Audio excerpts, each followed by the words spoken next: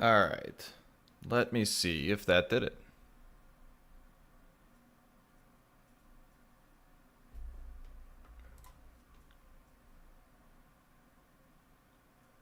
All right, here we go.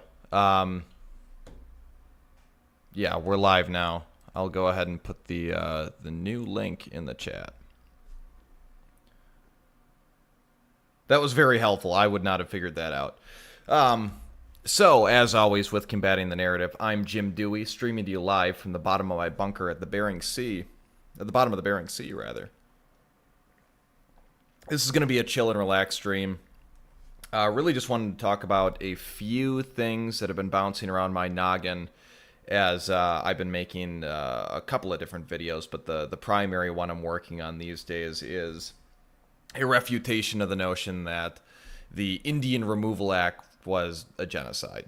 But in any case, I just wanted to relay a couple of my thoughts with the most important current event of the day. The Iranian... Am I live? How's my audio?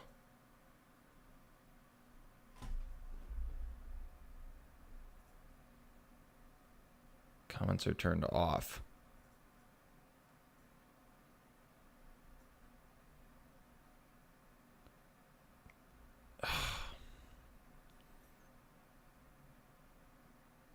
Why would comments be turned off? Okay, it works. It works. Human SVD says, well, what did Israel expect? They blew up a consulate. Yeah, and I know this is a little disjointed, a little jarring for those of you tuning in because we had to fix some technical issues on my end.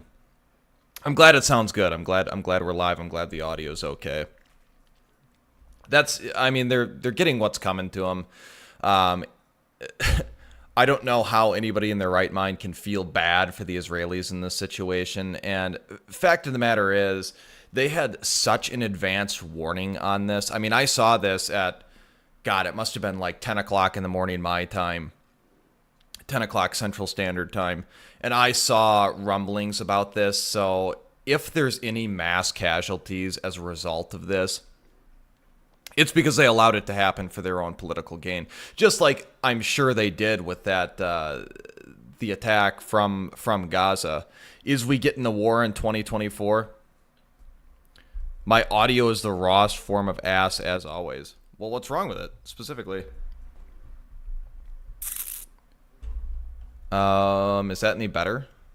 I turned the gain down. How's the audio, chat?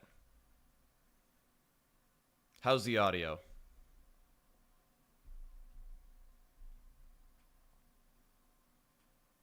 Well, you know what? We'll fix it in post-production. We're continuing on. We're continuing on. Is we getting war in 2024? No, probably not. Obviously it's a lot easier to make negative predictions than positive predictions, right? Like 9 times out of 10, too low. Well, I will turn the gain up now. Blow your eardrums out. How's that?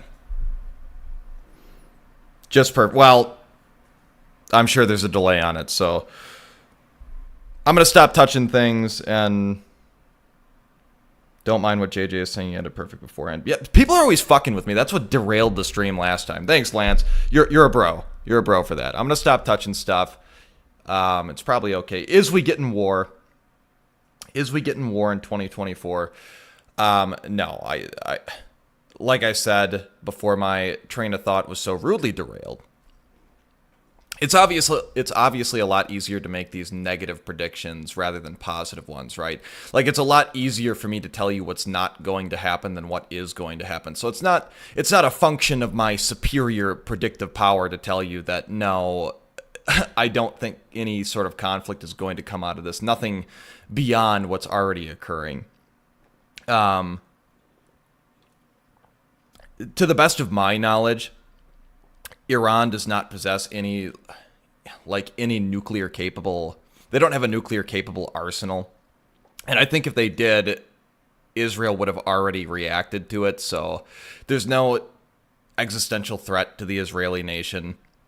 The United States is probably not going to want to get bogged down into yet another expeditionary adventure abroad, especially when, like our own internal stockpiles of things like javelins and artillery shells and things of that nature have been depleted. And as anybody who comes from manufacturing knows, it's not super simple to just turn those manufacturing lines on again. Like, there's a lot of lost production efficiency.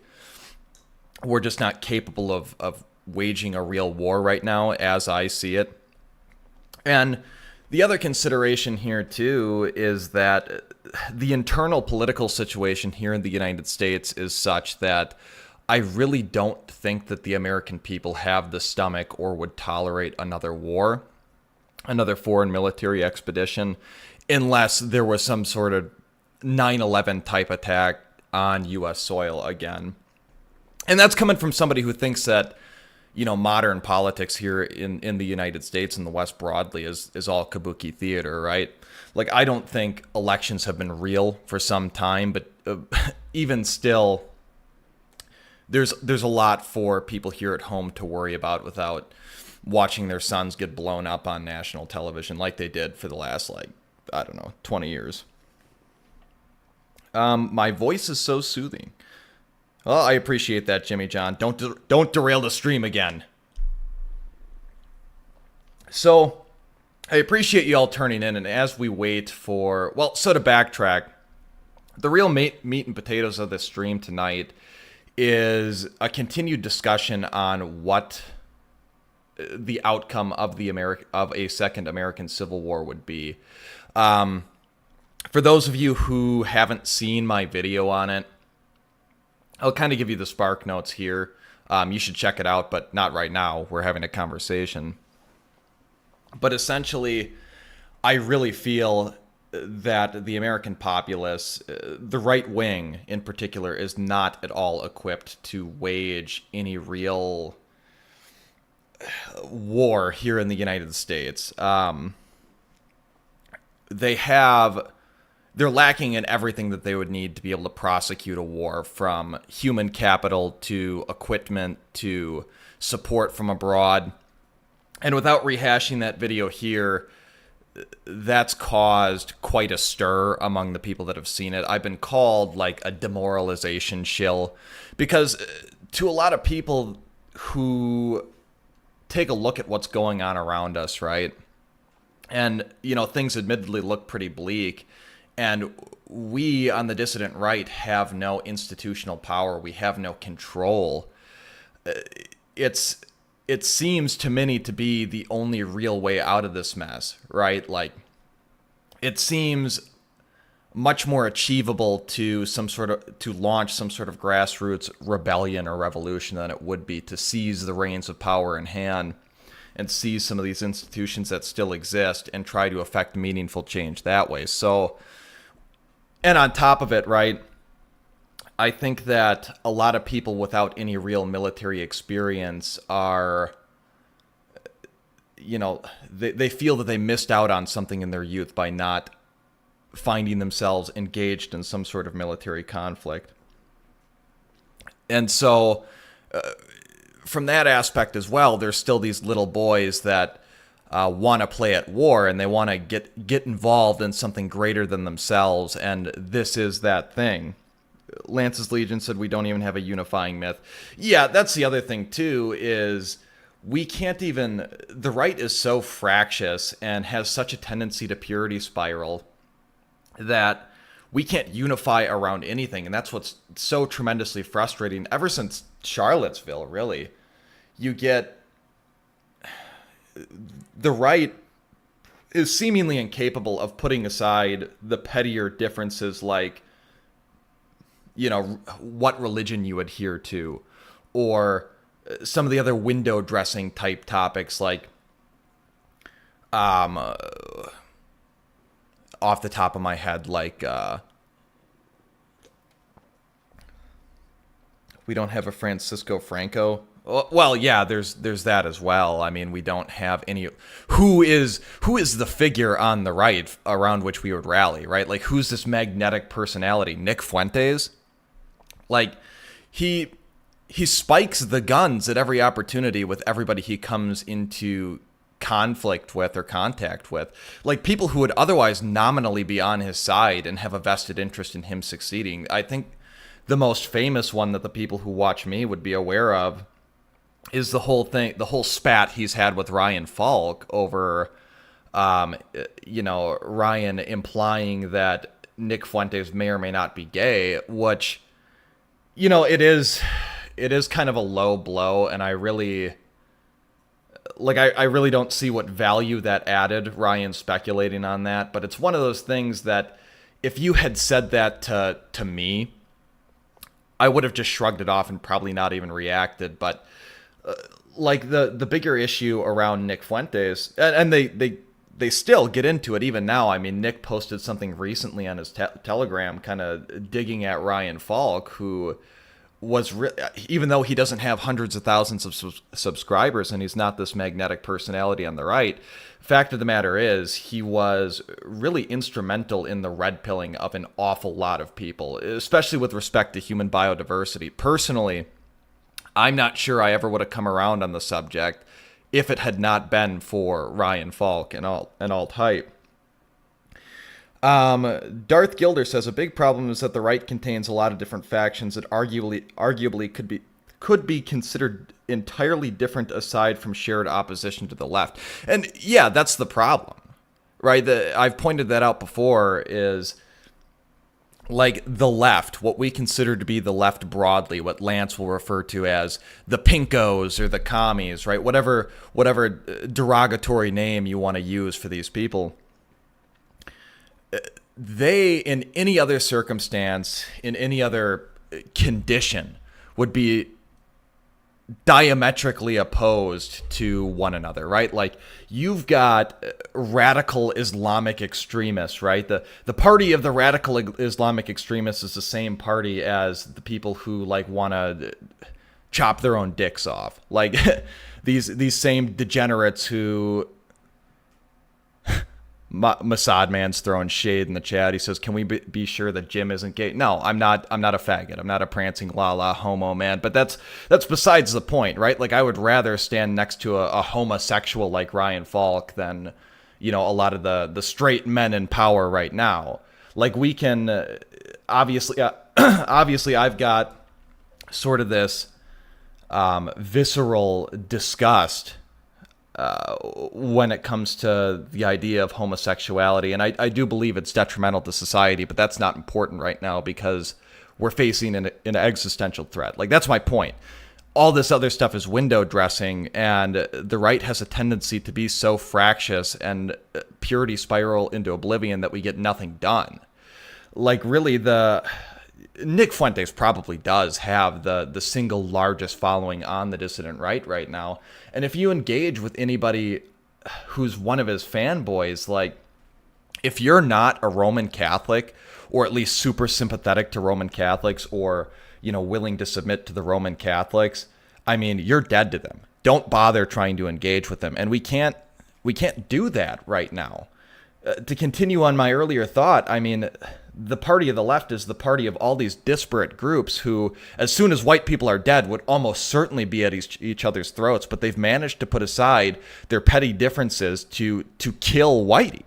Like, that's what they're willing to do, and I, for the life of me, don't understand why we can't do that for like 15 seconds. Ryan assures us he gave up on being gay. So I don't...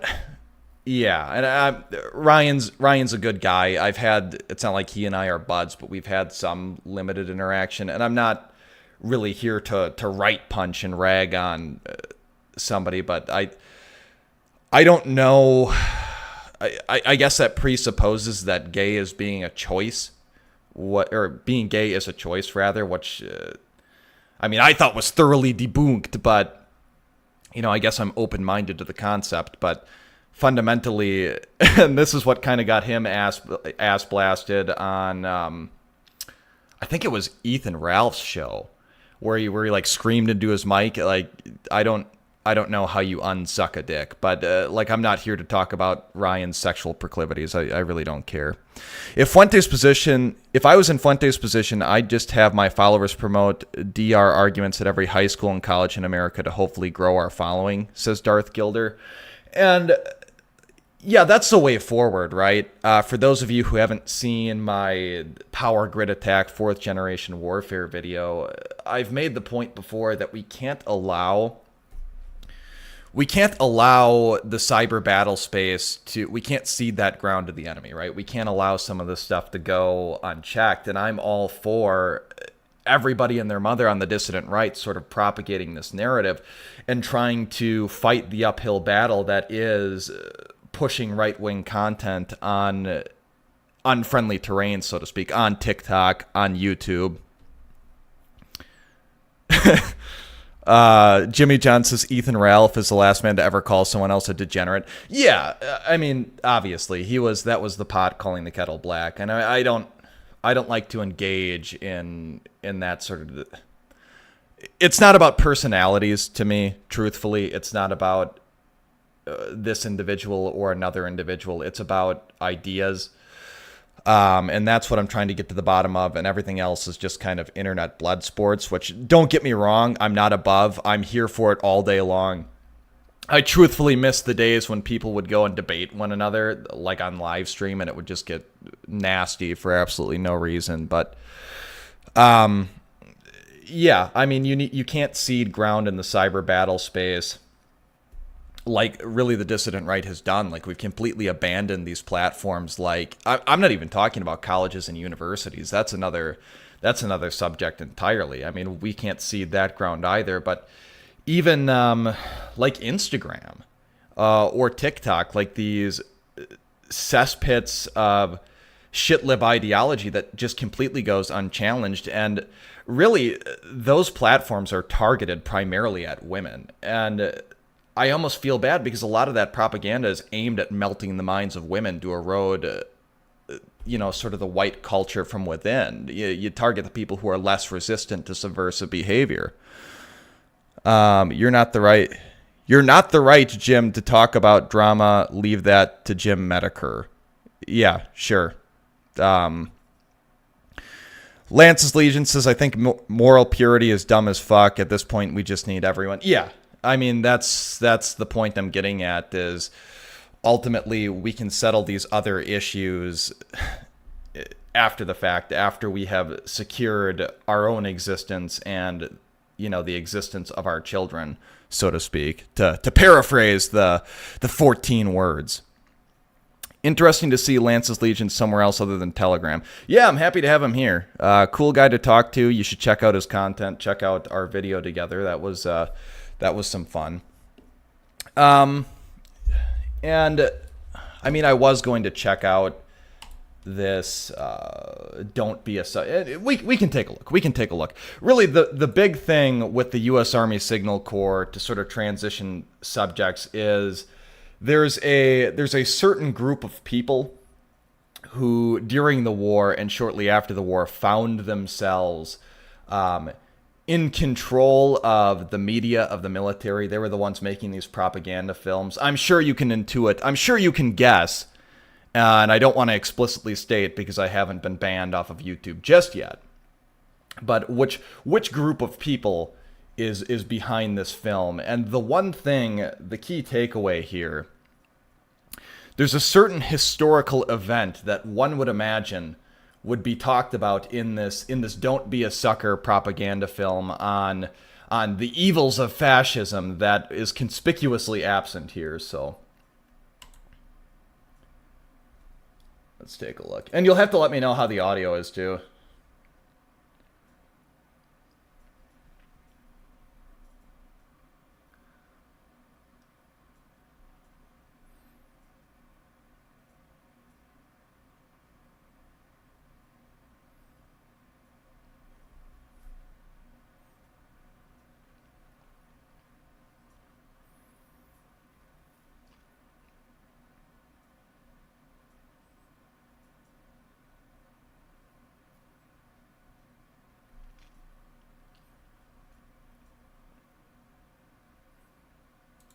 Okay, I'm going to derail my own thoughts for a minute here as I'm sort of watching chat and trying to manage the stream.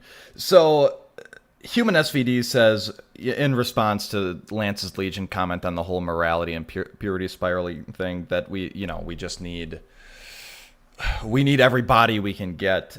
He says that we do, but it's going to take a reality check for the right to snap out of it. That's what I don't get. Is even within my short lifetime, I don't know what it would take, because even within my short lifetime, I have seen this country shift radically demographically. Like, even within my own very short living memory, I'm 25 years old, to clue you in. Even with my own, like, in my own short living memory, I have seen the demographics of where I am in the lily white Midwest shift radically. And like, if you're blind to that, I don't know what is going to wake you up. Like, if you're blind to the fact that you go to Walmart now and everything is locked up behind a cage because, like, theft has skyrocketed, or murders are skyrocketing, or there's overt anti-white rhetoric out of government officials. Like, I don't know what it's going to take. I don't know how to wake them up. Is this a 40? No audio. Is there supposed to be sound? Is there no audio for us? I can check that out. I'm not sure. Yeah, that's bizarre. I don't know why there's no audio there. And that's the other part of the stream, is trying to figure out how to run this seamlessly, but I'm not sure why. It's not a 40s silent film. You didn't miss anything important. He's...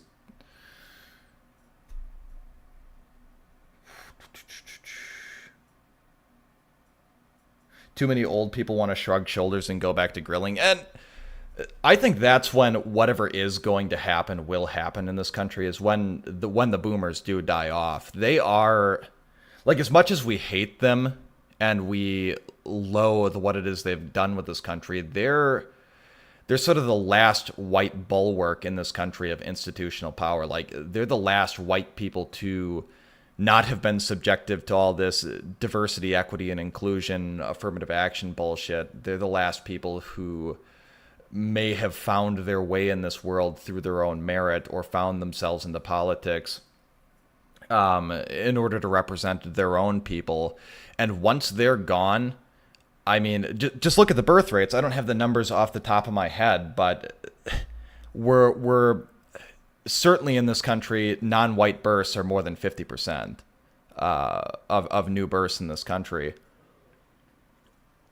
And whether that's going to be the wake-up call that white people need to finally try to do something, or if that's going to be the catalyst for whatever the grand strategy, overarching scheme of the powers that be, when, you know, if that's what they're waiting for to really do some dastardly, dirty things, I don't know, but I suspect that will be a dark day to be alive. 500,000 cross the border a month this year, if I recall correctly. And that's the other thing too, right? To sort of circle back to the idea of a second American Civil War, is we won't even band together to enforce the law. Like, there's tons of people with tens of $1,000s in kit who live in driving distance to the border, and they actively choose not to enforce the border. Like, we should be ashamed. I think I said that in one of my last videos. We should be ashamed that we have allowed this to happen. Like, yeah, the powers that be are diametrically opposed to us. They hate us. They want us dead. They're deserving of our ire. They're deserving of our hatred. But fundamentally, all of this is only happening because we consent to it. And that's one of the few instances where I think showing up armed would actually do some good, because in this particular instance, you're not showing up as an existential threat to the powers that be, right? Like, you're not... We saw how even limited physical opposition to the government was treated with the whole January 6th thing, and the treatment of the people who really did nothing more than walk through the Capitol building. But if you were to go to the border armed, you'd put the government in a very interesting position, right? Now, assuming you're playing your cards right, you're doing everything right, and you're not out there like waving Nazi flags or waving Confederate flags, and you're not out here looking like an absolute goon or some sort of villain, with your mask and sunglasses on and all sorts of kit. Like, if you look like a normal, reasonable guy who's just here to enforce the border, really, the government has a handful of options available to them. They can show up with whatever federal law enforcement forces they can muster, and instead of closing the border, they can arrest you. Wouldn't that be interesting to see on CNN? Wouldn't that be interesting to see them try to spin in a positive way? Like, that might be one of the few things that would wake boomers up, is like, oh my God, there's a handful of young men out there who actually give a damn about the border and are trying to stop this wave of illegal immigration, which boomers don't like, which boomer cons and normie cons don't like, and now they're getting arrested. Like, whoa, the government is not on our side. Then it becomes, instead of this like unfortunate situation, this unfortunate accident down at the border where all these people are just clamoring for our magic soil that's going to make them into hardworking Americans. They just really want this better life. It's all completely natural. Now it becomes, the government is actively encouraging this behavior.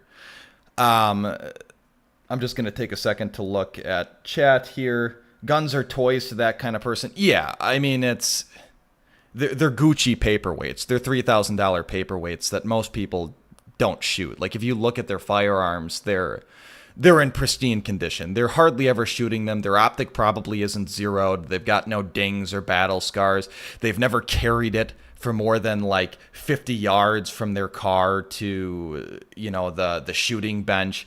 And that's why, as sort of a digression and an aside, I think that there's been this shift towards, in gun culture, adding all this extra shit onto your rifle, like, oh, the LPVO is the best optic because, or the best optic type because you can, do the CQB and you can do long range, ignoring the fact that it's like a 3-pound optic. And then they'll throw this giant D-ball on there, an IR laser illuminator, and then a white flashlight, and, all the, like, the rail covers and the heavy quad rails. It's like, okay, so you have zero intention of carrying this thing anywhere. Like you don't care. They've got the heavy profile barrel.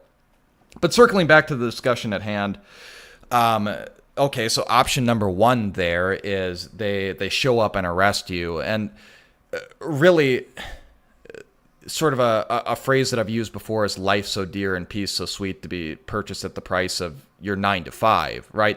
Like, do we care so much about our own immediate material condition and the bread and the circuses and all this, like, ephemeral bullshit that's going to go away as soon as we die? Do we care more about that than the condition we're leaving this country in for our children? I think that we have to be willing to accept some limited risk. Now, I'm not saying go out there and render yourself politically inert, as Lance would say. Like, don't do stupid stuff that's going to get you arrested and put away for a long time for no reason. But ultimately, like, they would really have to do some legal gymnastics in order to hit you with anything serious for showing up at the border and trying to prevent mass immigration, immigrants from pouring over the border illegally, because the federal government hasn't done anything. Like, you would have to, I don't know, like, they would have to somehow try to hit you with some sort of insurrection type law, or you would have to murder somebody in cold blood. Like, I could see them arresting you for brandishing or something like that, something petty like that, where it'd be a Rosa Parks type situation where you get the 5 minutes of fame as you're in handcuffs and put into the back of a squad car, and there might be a protracted legal battle as there was with Rittenhouse. But if you find yourself in a local court in front of a local judge and a local jury, it's not a guarantee, obviously. Like, you could find yourself shit out of luck, but usually people are pretty sympathetic to people just, trying to defend themselves, their property, and their home. But optics are super important in that matter. So that's That's a first option. They could come and arrest you. They could step up and enforce the border on their own, which would give us the desired outcome, right? Like, if the optics are sufficiently bad, if there's sufficient pressure placed on government entities, because there are now these, like, the perception would be that they've so failed at their jobs that now average citizens are having to step up and do it for them. There might be enough backlash to seal the border for the time being. Or option 3 is they leave you alone and let you do your job, which is secure the border. Like, they adhere to some sort of policy of just like benign neglect of whatever it is you're doing. Like, and I think that's the least likely, truth be known. I think that anywhere people on the dissident right are organizing in general is going to be heavily monitored, and they're going to do everything they can to put the kibosh on whatever it is you're doing. But again, one of the few instances where you might be able to do some good by showing up with a rifle. Westy says, I hated my LPVO when I got one for that exact reason. Too damn heavy for a 5.56. I mean, the converse to that, or, sort of the one other thing I might add or say to qualify that statement is, like, lift weights and the rifle will get lighter, I promise you. But again, I was always more partial to something like an ACOG RMR setup, especially because high mounts are all the rage now, and when you're under nods, it's kind of hard to passively aim and get behind an optic with nods, and having something mounted at the 12 o'clock position is really helpful. But again, it's just a toy. It's just a paperweight when you're not actually going to do anything with it. Not to sound like a boomer, but I run irons. Yeah, you're a total boomer. Like, I'm sorry, irons are obsolete. If it's all you've got, because you're poor, then, whatever. Good. Better than nothing. Get proficient with it. It's not unusable. Like, armies were sending people into battle with irons for a long time. But like, I had a conversation with one of my girlfriend's boomer relatives the other day, and we were talking about rifles, and of course he has to know everything, and I just let him kind of run with whatever his dumb boomer ideas are, because as well as I do, you can't change their mind, people like that. But he's like, oh yeah, everybody needs a good set of backup iron sights, and I got mine mounted at a 45-degree angle because those optics are just too fragile. Like, I mean, I don't know, man. Every optic I've seen on the market, even like the shitty Vortex Strike Eagle type entry-level optics, they're pretty darn durable. Like, I haven't done a torture test personally, but I would bet a lot of money that a Sig Romeo 5, cheap little red dot, would stand up to probably a lot more abuse than something like the Magpul M-Bus backup iron sights. But yeah, the other, and sort of in that same vein of thought, as we're talking about like when it might be appropriate to show up somewhere with a rifle, I think the second situation is one that we're probably fairly likely to see this upcoming election cycle. Is you get some sort of news event, and they're a dime a dozen, right? Like, the powers that be can sort of make this happen at will, at random, because these events are so frequent. But you get some instance of a white cop shooting a black criminal, somebody who's committing a crime, and they can spin it any way they want. And now we've got, the LA riots part 15 somewhere here in the United States. That is... obviously the natural event that follows that is, a category 5 chimp out where the nation burns for 9 months again. And that's another thing that happened that we should be absolutely ashamed of collectively, that we allowed to happen, is, these people were saying outright that they were coming for the suburbs, and in many instances they did.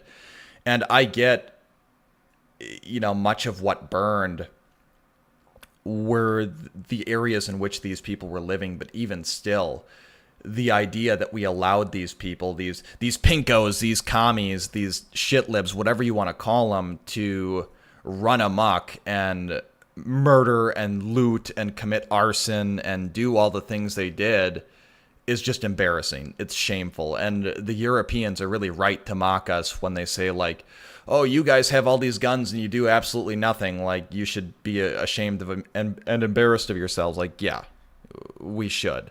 Because it would have been all too easy, and there were some limited instances, again, in which, that did happen. There are videos floating around out there of mobs of BLM protesters, or rioters rather, or Antifa types who, were following up on what they said they were going to do. They were marching out to the suburbs, and all it took was a few men holding AR-15s, not even brandishing in any sort of, in most instances, in fact, every instance except for the whole Rittenhouse thing, no shots needed to be fired. And they were able to gently dissuade these people from rioting and looting in their area. And that's all it would take. That's all it would take. And again, you force the hand of the government if you show up in force. Like, again, there were some instances where the 3%ers did show up, or whatever you want to call them. The Proud Boys, if that organization is still a thing.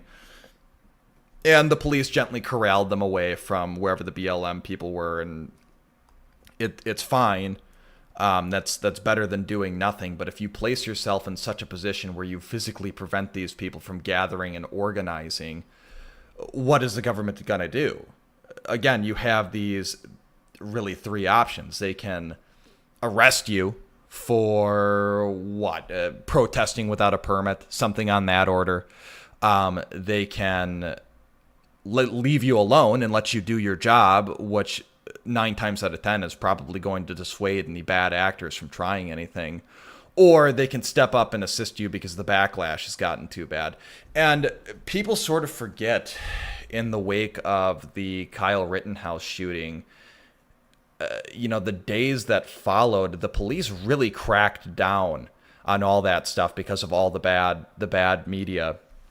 So it does work. But what isn't going to help us, what isn't going to solve anything, is some sort of lone wolf attack on our infrastructure, or, trying to start some sort of armed insurrection here in the United States. I mean, that really just plays into the hands of the powers that be.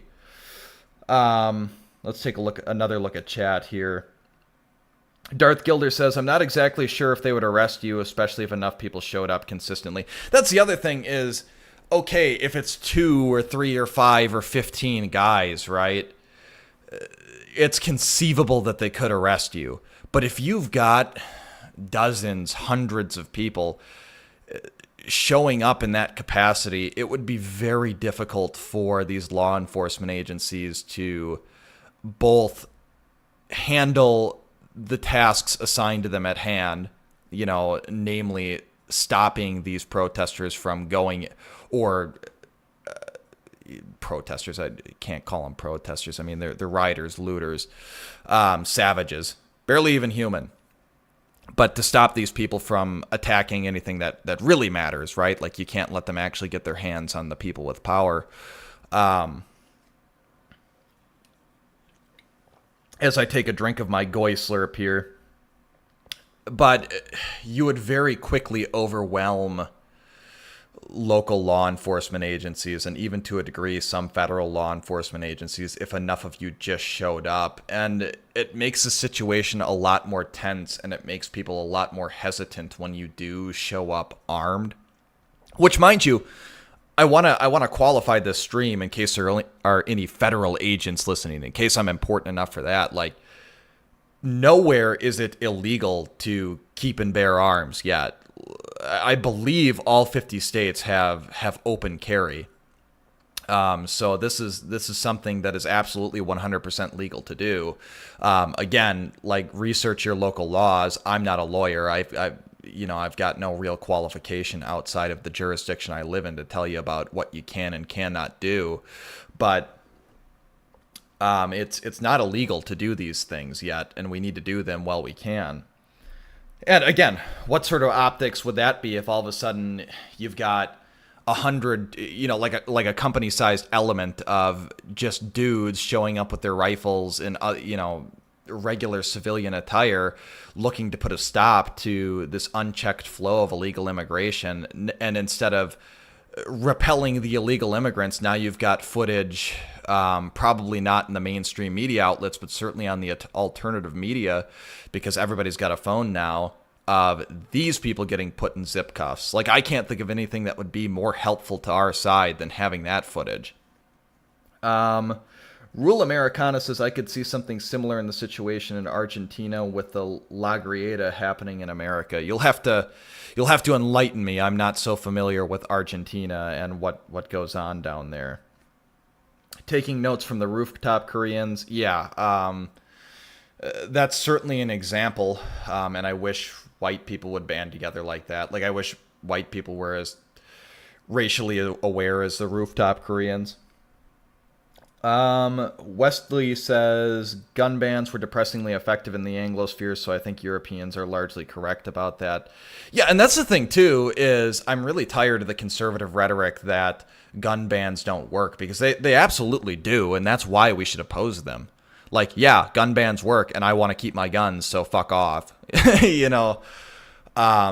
They were super effective in Europe, and they were super effective here in the United States. I mean, just look at what happened with the 1994 assault weapons ban, where from 1994 to 2004, and in the years that followed, it was virtually impossible to get any sort of firearm that had those assault weapon characteristics, things like a flash hider or a threaded barrel or a pistol grip or so on and so forth. Look at the, I believe it was the Hughes Amendment, the 1986 Hughes Amendment passed by Ronald Reagan, who all of you should revile and hate. Like, you should hate Reagan. Maybe I'll do a stream one day on why you should hate Reagan, but like, good luck trying to find a transferable machine gun, and the ones that do exist, they're $30, $40, $50,000 at a minimum. Like, they're super effective. Like FBI from 1965 to what it is today, night and day. Yeah, I mean, I would say even further than that. I forget who I was talking to, but it was... Oh, I'm drawing a blank on his name, but he appeared on the Jay Burden show, I think, this evening. I think they streamed together. Australian guy, maybe one of you guys knows, maybe not. It's not super important, but one of my earlier videos, and admittedly, it's super crude, right? It was one of my first attempts. I went through and I looked at, the sort of after-action report of the Korean War, sort of this collective what happened after we somehow got surprised by a million screaming Chinamen coming over a bridge 10 meters wide. How on earth did we all miss that? Well, so my own personal bias, my own personal hypothesis going into this research, and mind you, I'm looking at primary documentation, I'm looking at these CIA reports that had been declassified, was that, okay, like, I've got military experience. I've rubbed elbows with people in the government. I can see how they would be so freaking incompetent that they would miss something so major. And that's what I expected to find, right? Like, I expected that video was going to turn out to be me dunking on the incompetence of people who work in government. But as I read on more and more, and I won't bore you with all the details right here and now. You can just go watch the video if you're interested. But it appeared deliberate. Like, the CIA received a bunch of communiques from, like, I believe it was the British in India and Mongolia, and they had reports from assets they had in China, and there were, like, publications in Chinese newspapers saying this stuff was going to happen, that the Chinese were going to mobilize. Like, they knew months in advance that the Chinese were mobilizing for war, that they were gearing up for war, and they were likely going to be involved. And so they just sit on this information, and if it even makes it to the desk of the president, they just kind of poo-poo it away as like, Oh, yeah, I mean, it's not super likely. They saber rattle all the time. Nothing's going to happen. Well, okay, at that point, it is still just conjecture. Like, you don't know for certain what they're going to do because they haven't done it yet. I mean, at that point in time, I'd say, well, it's pretty damn likely, but, I guess they were on the ground. I'm not going to backseat drive. But as I believe it was U.S. 8th Army starts to push north of the 38th parallel after the successful defense of the Pusan perimeter, which, as an aside, is one of the finest moments in American military history. Like, if you don't know a ton about the Korean War, you should, because it's pretty darn cool. Like, yeah. But anyhow, we start to encounter Mandarin-speaking troops. For those of you who don't know, I mean, Koreans obviously speak Korean. They don't speak Mandarin. They don't speak Cantonese. Two very different languages. Well, that's odd. So naturally, like, the S shops, and it eventually makes it all the way up to the G shops, they're super concerned. Like, okay, we've had some rumblings about potential Chinese invasion in Korea, and now we're finding Mandarin-speaking troops. Like, what the hell is going on here? And then they get some pushback from the CIA where it's like, oh, no. See, and mind you, they interrogated these people, and these people are telling them outright that they're sort of the vanguard or advanced parties of a larger Chinese army. And the CIA is sitting here saying, no, these are volunteers or deserters from the Chinese army. Nothing to be worried about. I know they keep threatening that if you push north of the 38th parallel and come within spitting distance of the Yalu, they're going to get involved. But don't worry about it. It's bullshit. And I think MacArthur in particular was very skeptical of that, and he gets a lot of undue grief for his conduct in the Korean War, because ultimately he only had the resources and assets at his disposal. And at this point in time, the CIA is telling the President of the United States that Chinese intervention is completely unlikely. And so the idea that he's going to further mobilize for war and send more troops to the Korean Peninsula is stupid. Like, he's not going to do that. He was already having enough time, or a hard enough time, like, dealing with the steel industry back in the United States to deal with this war. And this stuff continues. They continue pushing, and now it's not just Mandarin-speaking troops, it's Mandarin-speaking troops in regular Chinese uniforms. And again, the S shops are super concerned. It's making it up all the way to the general intelligence officers. And the CIA is again downplaying this to Washington, downplaying this to the President of the United States. And it's to the point where it eventually culminates where I believe it's the U.S. 8th Army, and it's the U.S. 8th Army primarily, but Marines to a lesser extent, that find themselves actively engaged in combat with elements of like the People's Liberation Army.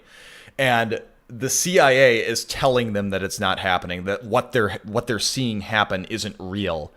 And the CIA is telling the President of the United States the same thing. So that's a long-winded way of saying, that at that point in time, the army was probably not completely subverted from the inside out by communists and their ilk. But the CIA almost certainly was, because that's weaponized incompetence. Like, I refuse to believe you find yourself in these positions in the CIA and you're that stupid and that incompetent. Like, it was absolutely deliberate. You tried to give the upper hand to the Chinese communists, to the Russian communists, to the Korean communists, because it benefited your political leanings, what you want to happen in the world. And so I used to, growing up, because that's what I was fed, think that, McCarthy was kind of a good dude, but he was probably misguided. Like, he probably didn't actually have a list of all the communists in the government. And then all of a sudden McCarthy suspiciously dies, and they say it's like cirrhosis of the liver or something around the same time. Like, no, he was absolutely right. These institutions were subverted from the inside out, probably shortly after the Second World War. And if I could get the audio to work, that's what I was going to point out today, is how shit Libby something in 1947 was, this U.S. Army Signal Corps film from 1947. Let's take another look at chat here. Blaine Morgan says, I have red dots, which I don't trust, but I'm too poor for something more reliable like an ACOG. So, I mean, I guess it all depends on what sort of ACOG you have, red dot you've had, because I've seen red dots beat to hell, like CCOs. I've seen. They're certainly reliable. I think you're probably fine. The big advantage to something like an ACOG is the fact that you have a backup etched reticle if something does happen. Like, yeah, ACOGs also have the fiber optic. I mean, the one I personally own is a TaO2 with a battery. So I mean, but the tritium, the downside is like after 10-ish years, the tritium starts to fade, and then after 25, it's like completely gone, and you have to fork over hundreds of dollars to Trigicon to get it fixed. So I suspect you're fine. You really, like, yeah, have a rifle, have a basic loadout, have kit, but ultimately be more concerned about your immediate material conditions. Provide for yourself and your family before you go and spend a disposable income on something like an ACOG, which, mind you, right now is running like $1,100, $1,200. Make sure that you like own a house and have enough money set aside in savings, because I'm a big believer that the boog ain't going to happen in the way that most people think it's going to happen, and we would be much better served doing other things with our money. Jimmy John says that nothing ever happens, people showing up again. I mean, I guess I'm one of those people. Nothing really ever does happen.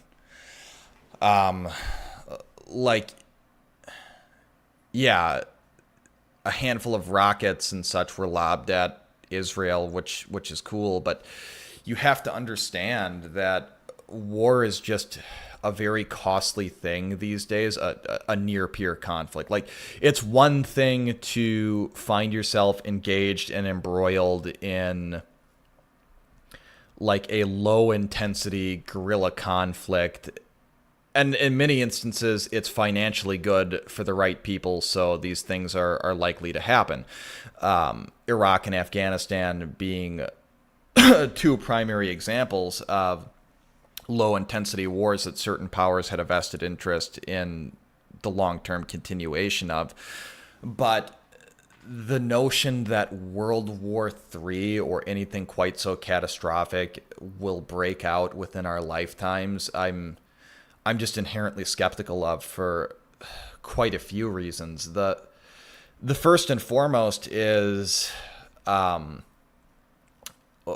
the global supply chain is so interconnected at this point in time that I don't know.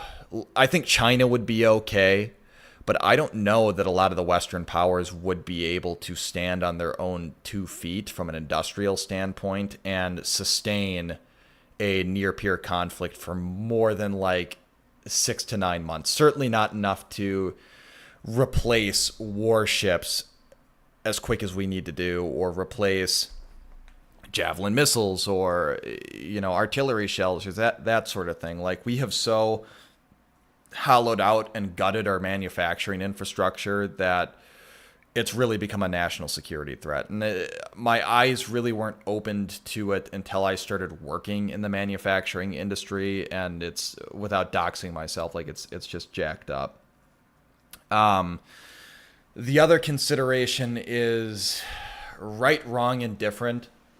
There's a lot of fear surrounding the use of nuclear weapons, and my own personal bias, my own leaning on this subject is more towards what the United States held as doctrine, which is nuclear utilization and target selection, nuts, as opposed to the concept of mutually assured destruction, where, okay, it's possible to have a war without, strategic nuclear exchange. Like the majority of the American nuclear arsenal up until and maybe even into the present day, these were tactical nukes. These were nuclear weapons designed to stop a massive push of Russian armored assets through the Fulda Gap just long enough for reforger to occur, return of forces to Germany, the American army to mobilize, which optimistically would take them 6 weeks. So we had things like nuclear artillery, low-yield nuclear artillery shells, low-yield nuclear bombs that would be like bolted to the underside of an F-16, nuclear landmines.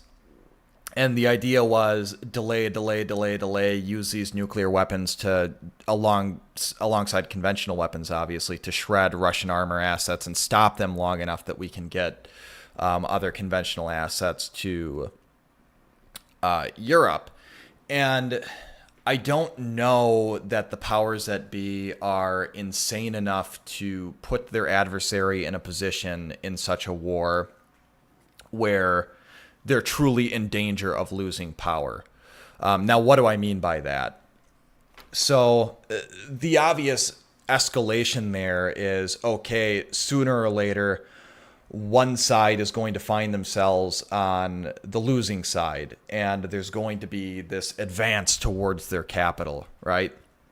And in a fit of fear and rage, this enemy opposing power, this your adversary would loose their entire nuclear arsenal in sort of a Samson option, last ditch, FU to the enemy in an attempt to kill large numbers of civilians and cripple their infrastructure and destroy their conventional assets and so on and so forth, which obviously would be very bad. If you're a believer in that sort of thing, it would cause a nuclear winter or things. It would be just like Fallout 4, guys. That's what would happen. But this concept of total war, this fight till the end, and subsequent occupation and subjugation of a foreign power, complete destruction, unconditional surrender, these things are newer concepts, novel concepts. That's not the way war really worked, especially in the Napoleonic age. You didn't mobilize your entire economy and, try to depose. Well, I guess Napoleon ended up getting deposed, but generally that was not the objective, to depose the government of a foreign power. I mean, look at how many times people fought over that thin strip of land known as the Alsace-Lorraine, between France and Germany. It was limited territorial gains were the goal, the objective, the norm. The entire economy did not get mobilized. Civilian population centers weren't a target. And if there would be any near-peer conflict, which again I think is exceedingly unlikely for reasons other than this, you would almost have to see a war that would look fairly similar to what we're seeing in Ukraine, where it's like, okay, very limited movement back and forth, very limited objectives on the part of the Russians, where really it seems as though at the outset of the war, they were on the outskirts of Kiev, right? And if they wanted the whole of Ukraine, they could have had it. But instead, they seem to have contented themselves with Donetsk, Luhansk, and Crimea. Okay, limited territorial gain. We've not provoked a large nuclear exchange here. Like, that's what would have to happen.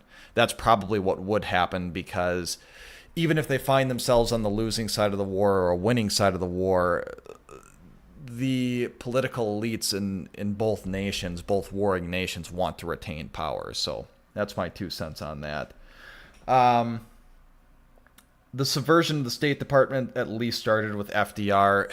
Yeah, I mean, I wouldn't be surprised if it truly started during like the Woodrow Wilson administration. I still can't wrap my mind around how that even came to be, how the United States got involved in that war.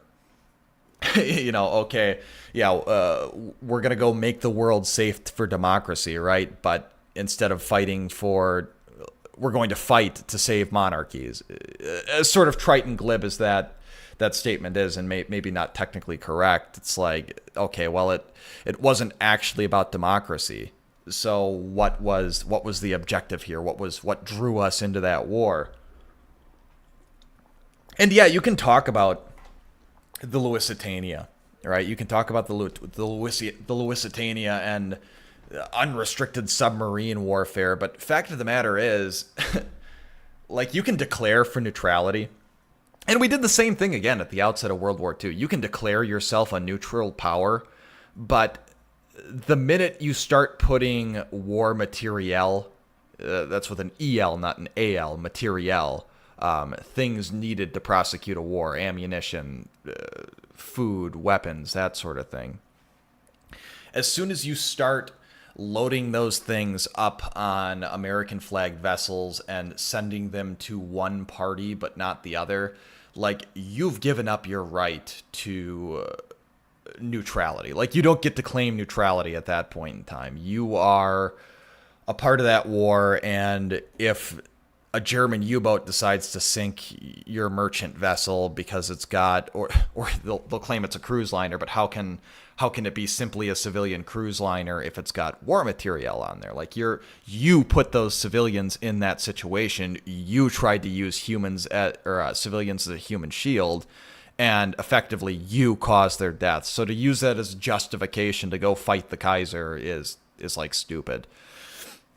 Or the Zimmerman telegram, like, that was obviously fabricated. Mexico's just been a shithole for the entirety of its existence. Like, there's no bones about it.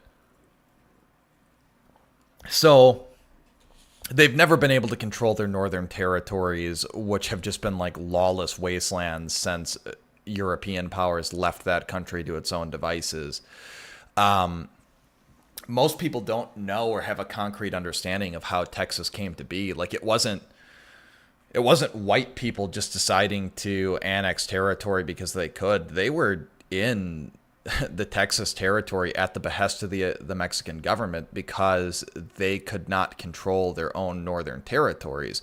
They were overrun with bandits and Indians, and it's a little reductive, but the Mexican government thinks to themselves, well, okay, who do we know that's good at, implementing law and order and fighting Indians? Well, this entire nation of white people to the north seems to be pretty good at that. Well, let's invite some of their people in. And there were, stipulations that came along with that they had to, like, convert to Catholicism and learn Spanish, neither of which ever really happened, which, we should take a lesson from that one in the present day.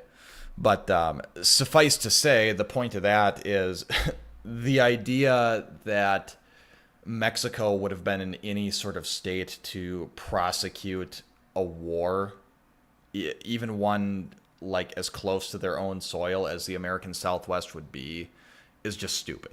Like, Westy says, find a girlfriend before buying another gun. Yeah, I mean, that needs to be the primary concern before you're even worried about a lot of these grander, larger scale political things. And I know it's easier said than done. Believe me, I've been there. But you have to take care of yourself and your own material conditions first. You have to, secure an existence for yourself and your progeny. And in order to do that, you need to, like, go get a girlfriend. So that would be my primary concern, is securing the means of reproduction, seizing the means of reproduction. Chat, you got to go out there and grab them by the pussy or something. I don't know. Go get a girlfriend before you're concerned about guns. Jimmy John says, I was talking about CIA in Korea. I have lost whatever you were referring to there, but you also said it's insane to know that there was a time when you could buy a full auto and fly to Africa with it to fight as a mercenary. That doesn't seem real to me as a Zoomer. Yeah, I have to imagine that phenomenon was mostly predicated on loose import laws, though. Like, I don't think the U.S. actually cares so much. whether you fly out of the nation with a gun. It's the nation you're flying into with said gun that typically cares a lot more. But yeah, I mean, people kind of forget that within very recent living memory, you could go buy a full auto firearm. Like, that was considered your God-given right. You could order it through the fucking mail. Like, it wasn't until the National Firearms Act that any of that stuff went away. And that was the whole point of it. And to circle back to the whole Civil War discussion as well, like, among the many things that this hypothetical guerrilla force would lack is any sort of support by fire element. Like, yeah, there's workarounds, right? Like, you could, and in fact, that's probably going to be my next like project gun that I'm going to build once I get a little more disposable income, is like an American RPK and an ARPK. So you can get the binary trigger, or if you're especially bold, the forced reset trigger, and like you could try to find a piston driven upper or something like that to sort of mitigate the heat problem that comes along with sustained fire, which the AR platform isn't as good at handling. But like, one of the thing that infantry tactics have been based around since the advent of automatic weapons is the machine gun. And if you're unable to pin the enemy in place with suppressing fire, high volumes of suppressing fire. I'm not talking about rifle fire. I'm talking about belts and belts and belts of 5.56 and 7.62. So you can like get up and maneuver. I mean, you're dead. And that's just one of the many things. I'm not even talking about IDF. I'm not even talking about radio direction finding. I'm not even talking about the fact that you would be completely unable to source ammunition. Like, the logistics of this, it just makes it infeasible. How can you build a victory garden if you're 400 pounds? Like, yeah, that's the other thing too. I mean, not so much the victory garden. Like, yeah. So two things on that comment that I'd like to touch on. So the first is, again, take care of yourself first. You need to be healthy, and if it ever came down to it, fighting is an athletic endeavor. So, yeah, you need to be able to, I don't know what the correct level of fitness is. My own personal mindset is fitter than I am now, no matter how fit I am or have ever been. But like, if you can't run a 24-minute 5K, if you can't like ruck 20 miles with a 30-pound or a 35-pound pack, I don't know how you think you would survive more than 15 seconds on the battlefield. And I think people fail to realize how often politics is really a function of aesthetics. And if you don't look aesthetically pleasing, if you don't physically manifest something beautiful and good and strong, people are immediately going to tune you out and tune your ideas out and be disinterested in whatever ideology you're peddling, because, while ugly is gross, ugly is bad, that's primal primate brain talking. And I think that's part of the reason that guys like who are really willing to show their face, these clean-cut guys who are willing to show their face like Nick Fuentes, really do gain these large followings. The other consideration touching on victory gardens is, so in any sort of hypothetical Civil War scenario, the first thing to go, and I apologize that you guys have just been staring at the screen. I've been looking at my freaking mic here. Here, you can look at my logo for a while. Yeah, that was a lot of effort. It was a lot of time and effort. You better appreciate that. But so the next thing that would like immediately get turned off in the event of some sort of hypothetical civil war, and we saw this to a degree with COVID, how fragile the supply chains were, is food. Number one, as long as the calories keep flowing, I think people are comfortable enough that they're not going to want to rock the boat too much. It would, to circle back to what it would take to wake the boomers up, it would probably be something so drastic as an inability to get food, which is something that we can't even wrap our heads around right now. But it's one of those things where the institution, the powers that be, the pinkos, however you want to term them, they've got an awful lot of power over us because it's not like it was 100 years ago where a good chunk of the population is involved in agriculture in some degree. Like, we're a highly specialized economy that's primarily like customer service based. So most people don't have the foggiest idea of how to grow food, let alone do they have the space or equipment to grow adequate amounts of food. So that's really the end all be all, is like, okay, do what I say or the supply chains turn off again. And if you don't have an answer to that, if you don't have an answer as to how you're going to sustain yourself, how you're going to provide clean water and food for yourself and your family, any resistance movement, like a guerrilla movement, would be dead on arrival. So that's one of those things that I do consider to be super important is, and that's another reason I advocate for bugging out of the cities, so to speak. Not that you should go and run and hide in the hinterlands, but go and find yourself a piece of property with a little bit of land where you can, at the very least, supplement your daily food intake off of what you can eke out from the ground. Chickens are a good one. Like, that's a very low investment, high return item to have, or, you know, agricultural item to have as chickens. They eat bugs and give you like protein. That's good. So start looking with a mind towards creating a sort of parallel infrastructure and detaching yourself from the powers that be, because you can't resist if you don't have food to eat. Let's circle back to chat. Scrolling back up. If the Brits and French lost, they could pay their debts to bankers in us. Couldn't pay. I don't know if I'm retarded or if you're retarded, but it's one of the two, and I can't comprehend what you're trying to say there, Captain Texas. Sorry.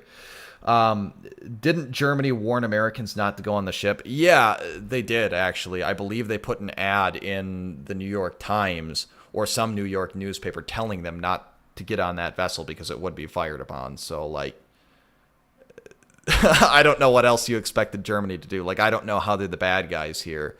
What's the alternative? Like, just allow the British to win? Human SVD says, Jimmy John, well, the progressive movement started well before FDR. I'm already reloading ammo. So here's my thought on reloading ammo too. It's like, okay, that's a good thought. That's a good thing to do. I'm supportive of that. Yes, continue reloading ammo. But really, you're only adding 1 degree of separation between yourself and this sort of hypothetical ammo shortage. And because I don't know how big the shop you got in your garage is, but I know I personally can't make new brass. I can't make new primers. I can't make new powder. I could probably cast new bullets, but, you know, 50-50, the tolerances are all jacked up and I blow up my upper, you know, and to say nothing of like the lead fouling, because I don't think I could copper jacket a lead bullet. So, and here's the other thing that's frustrating to me about the prepper movement too. Like, yeah, guns are a great thing, but ultimately you can't eat bullets, and just understand that you need to be able to sustain yourself, and people don't really realize how much food and just how much water you need. So, you know, when that stuff gets turned off, well, we'll leave that there. But Human SVD says pistons just change where the heat goes. You only get one if you're suppressing or using abnormal cartridges. Well, yeah, it's changing where the heat goes, which I want to be away from the, you know, the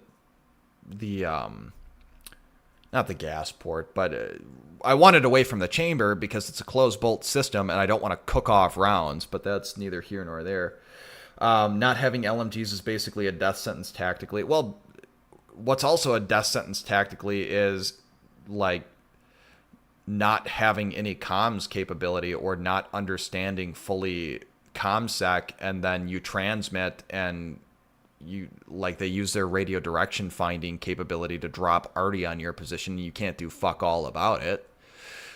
And that's the other thing too, to sort of, I guess we're well into rehashing my Civil War video now, because we're just kind of shooting the shit. I'm just kind of hanging out because, like you guys have got nothing better to do this particular moment.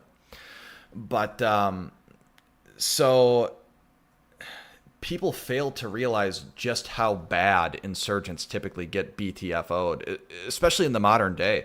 Like, people will gloat and talk about all day long about how the United States lost a war to Iraq, lost a war to Vietnam, lost a war to Afghanistan, and, we're so much smarter than those Afghanis, we're better equipped, which the last part is really debatable because they had a bunch of Soviet surplus and, like, anti-tank weapons and IDF and all that stuff. But fact of the matter is, they only won because the United States, an imperial power, got bored, and it was too much money.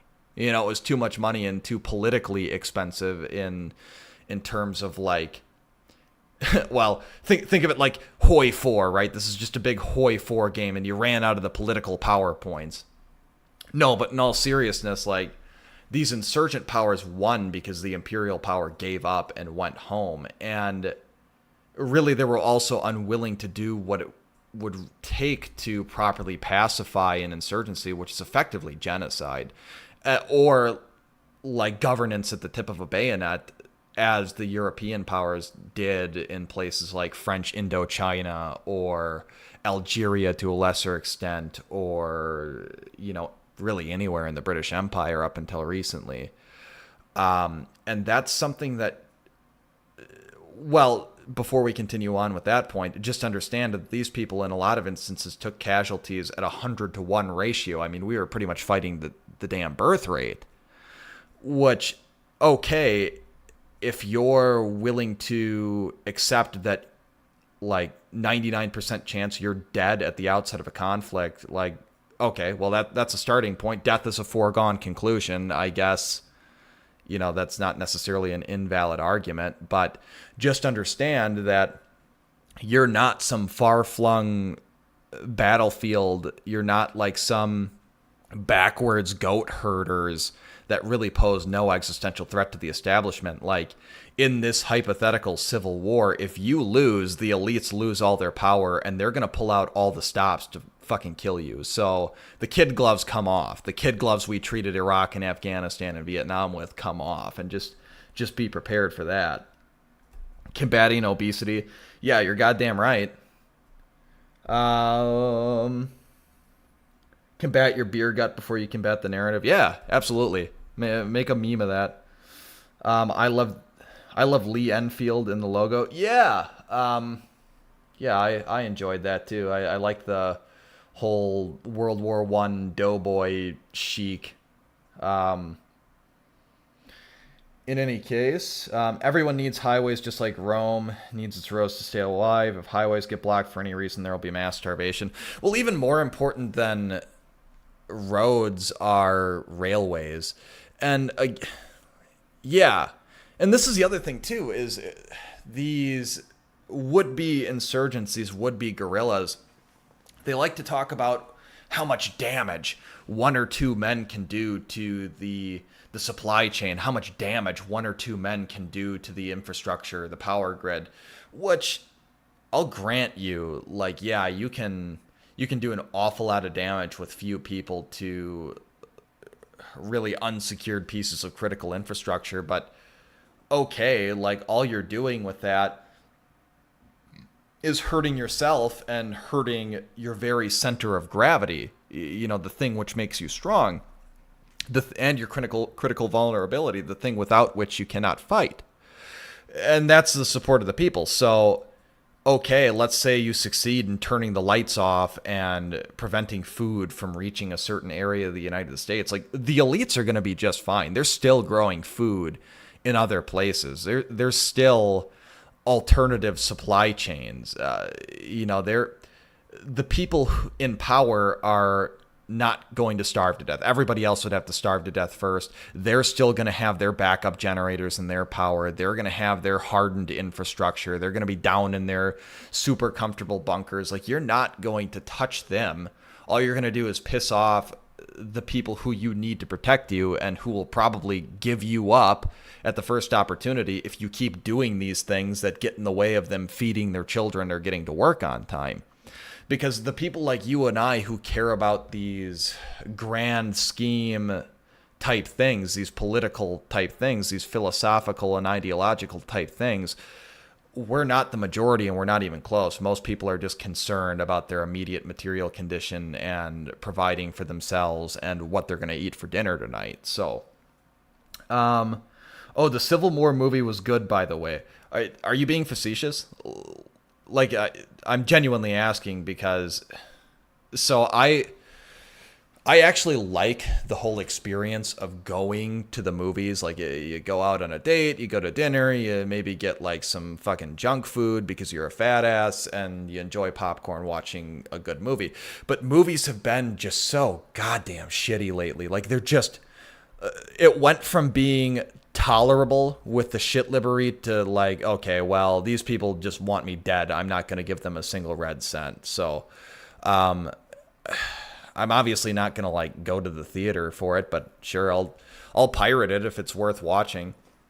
If it's not super gay, because I'm itching for new flicks to watch, because it's not like I can like listen to an audiobook with my girlfriend or something. I've been meaning to reload my 303 Brit. Yeah, I mean, that's another thing. Like, if you've got military surplus, you're going to have to start reloading sooner or later. Like, the old war surplus stocks are drying up. It's just impossible to find anything anymore. That's why I actually divested myself of a large, well, that, and it was like I could use the money for other things, but I divested myself of a large portion of my military surplus collection because it's like, okay, well, I'm never going to find 7.7 Jap domestically, and if I do, it's going to be like $7 a round by some scalper boomer at a gun show, so I'd rather just be rid of the damn thing. So it's not that hard, just have the patience. All right. So continuing on here, where were we? You guys got anything you want me to look at, chat? Any burning questions? I've just been sitting here rambling for a while, not really paying a ton of attention to chat. See, the normal division of labor when Victor's here and he's, I don't know, busy doing something. I don't know, he's busy having an actual life, right? He's busy with his harem of Mormon girls in Utah or something. But I'll typically run the OBS stuff and the watch together and manage like our content queue and that sort of thing. And the big value he adds to me is being able to pay attention to chat, because it's just like I can only focus my small spotlight of attention on one thing at a time. Liked it, took a gamble. Theater was mostly empty. That's kind of surprising, because didn't it have some big names in it, like Nick Offerman, and I'm surprised the theater was empty. But we need Victor Saxon to rein in Dementia Dewey. What are you trying to say? What are you trying to say? I want you to come right out and say it, Jimmy John. I think we've got a score to settle. Dementia Dewey. I'm gonna tell him you said that. I don't think it's funny. So continuing on to what's been bugging me about the Dissident Right is that there's no discussion surrounding what the next thing is going to be. So everybody's got this personal idea of what the next underpinning philosophy that's going to bind us all together will be. I know Eric Orville thinks that it might be Neoplatonism. Nick Fuentes thinks that it's going to be Roman Catholicism. And that's all well and good to think about this hypothetical perfect polity, right? This high-minded stuff. But ultimately we need to be concerned with things that are more concrete and day to day and deal with the excesses of man, so to speak. So, and this was something, I don't know if Lance is still in chat, but it's something he and I spoke about, and that was really the point of our discussion that we had the other day. It was, okay, well, what comes next? And nobody has any real good ideas. Again, part of the thing I wanted to talk about, and the audio is not cooperating, is a lot of people who are historically illiterate or don't have a good sense of what things were like before their own lived experience think that we might be able to just like roll the clock back, and if we could just go back to a certain time, if we could just do the things they were doing at a certain place and time in history, everything would be good again, right? Like, some people think, oh, if we could just go back to the base 90s, and those of you who watch Devin Stack have seen he's been fixated on that lately, of showing us how gay the 90s were. But people don't understand how far back this subversion goes. Like, even into 1947, when this propaganda film was created. And as much reverence and respect as I have for the Founding Fathers, it's one of those things where, okay, the system they put in place was good, but it resulted in where we are today, so we've got to come up with something different. And the best idea I personally can come up with, and it seems as though really the best idea that Lance Legion had in my discussion with him too, is tweaking the current system that we have, or sort of a regression to what the American form of government was at the outset, with some certain things to, some certain new policies and procedures put in place to rein in the subversive elements, shall we say.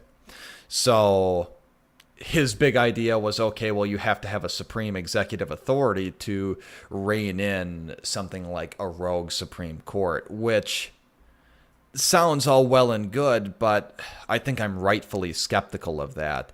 Or, well, we just need really, really strict citizenship requirements, and we need to, restrict it to free white persons of good character who have served in the military, and we need to go back to a time when the Senate was elected by the states, not the people directly. And without rehashing the video, I'm sympathetic to all these things, and I think that they would be good things, but fundamentally all it is a slight alteration of the system we already had. And I'm very afraid that it won't be enough.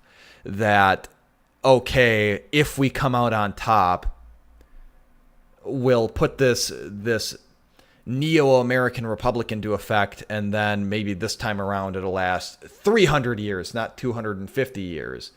Or 400 years, not 250 years, but ultimately it's going to come to the same place. And I understand that, if men were angels, no government would be necessary, right? I get that. You're not going to have a utopia. You're not going to have this perfect government on earth. But I find the idea that the government put in place by our founding fathers is pretty darn close to the pinnacle of what we humans can hope to achieve with respect to governments to be lacking. I'm looking for something more.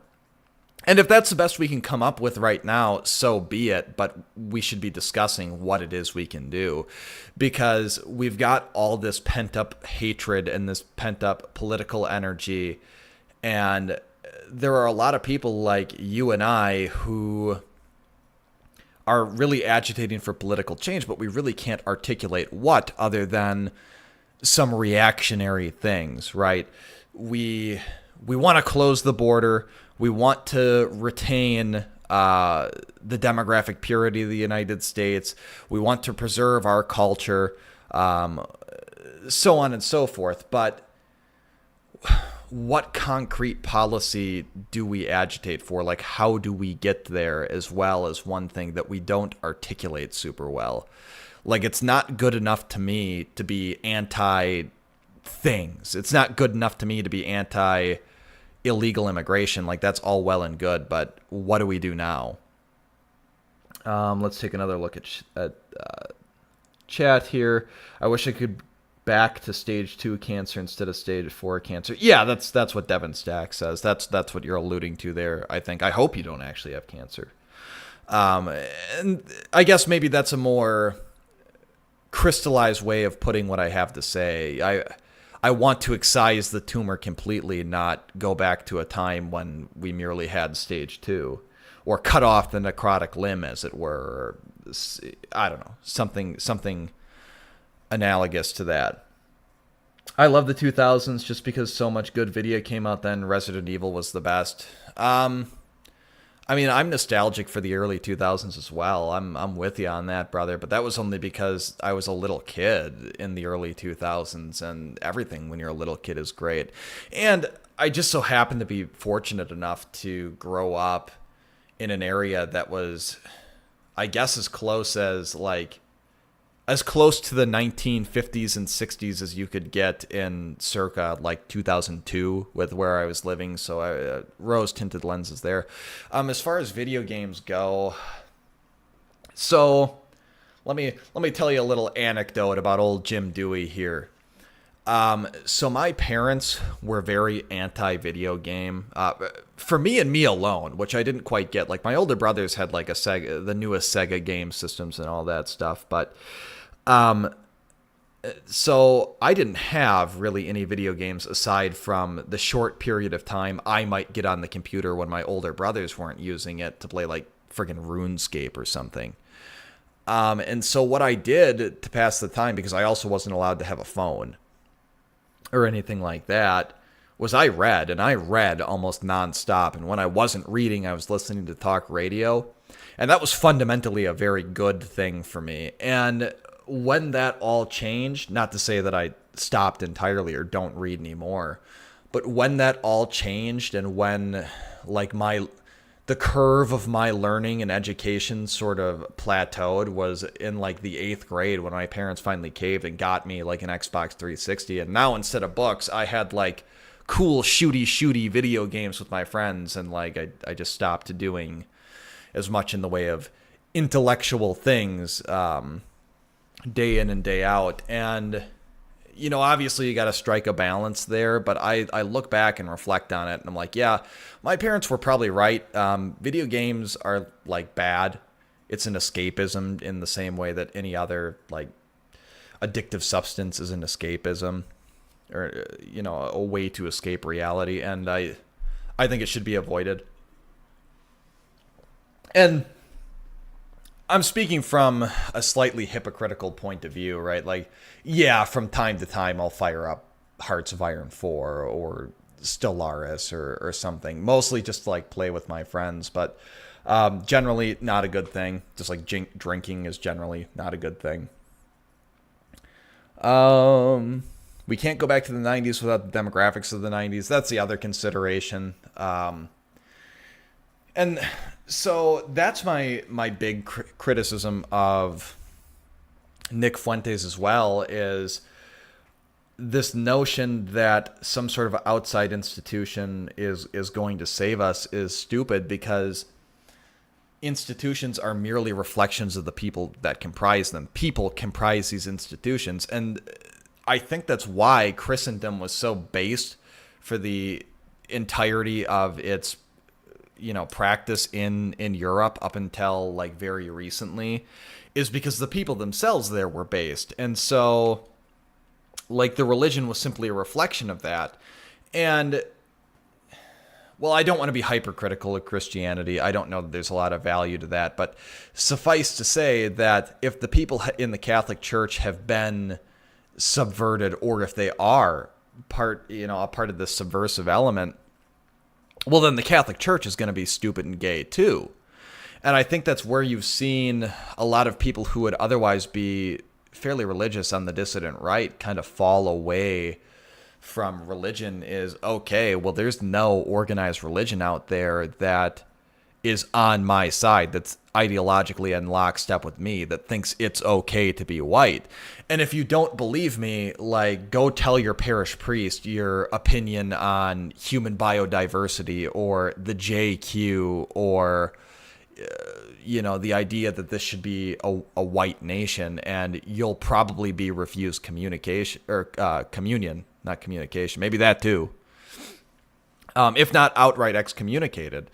So, granted, excommunication means something slightly different in the Orthodox Church. As somebody who grew up, from a young age as an Orthodox convert, it literally just means like they are not allowing you to have communion, which might happen for any number of reasons. Like you just didn't confess within a certain period of time, so they're not going to let you have communion until you do. But not that I'm defending that Matt Heimbach guy, but look at what happened to him. That's what got him excommunicated from the Orthodox Church and in big trouble, was they excommunicated him for the sin of philotism, the sin of believing that there should be like ethnic churches. That's what philotism is, which seems like a reach.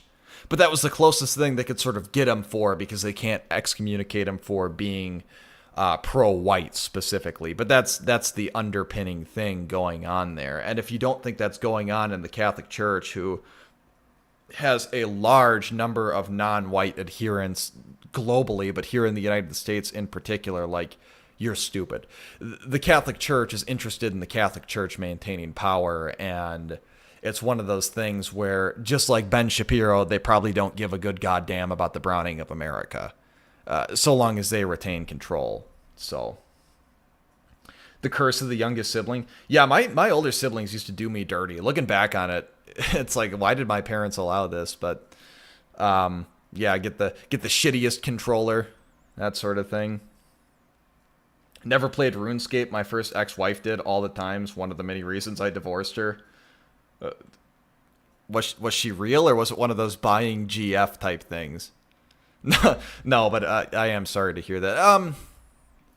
I mean, for like, I don't know, circa 2005, it was a pretty damn good game. But like, if you go back to it now, it just doesn't like hit the same. It's point and click. I don't know. It's an acquired taste in the present day. Let's just leave it at that. Westy says, I've always had an insatiable need for intellectualism, so can't relate. I do play video games mostly because I'm single. I get hooked on things other than video games. Well, that's not what I'm saying, right? Like, I think, not that I'm some sort of uber intellectual, but I'm a sharp enough guy, and I spend my free time doing this sort of thing. I'm about as pro-intellectual pursuit as you're going to find in an average population set. I'm just saying, I had some of that productive energy channeled in an unproductive place because of video games. But again, it's not coming from a place of like judgment or condemnation. It's just like, I don't think video games are a good thing, precisely because they're so fun. Like, alcohol is fun. That's why it's not a good thing. Cocaine is fun. That's part of the reason why it's not a good thing. She was real. She kept spending no time with me and did nothing. That's fucked. Well, I worked and did all the cleaning. I divorced her, and she basically was shocked I called it quits. That sounds like, I don't know, that sounds like the opposite of what typically happens. If you're to believe women, which, you shouldn't. But they'll claim that, their husband is just very inattentive and, didn't pay attention to them and just wanted to play video games all the time. Well, they did all the chores and cleaning and stuff, and that's why they cheated on them and divorced them.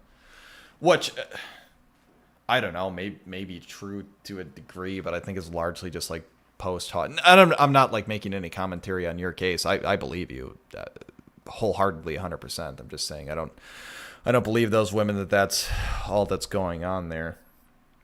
Alcohol bad. Yeah.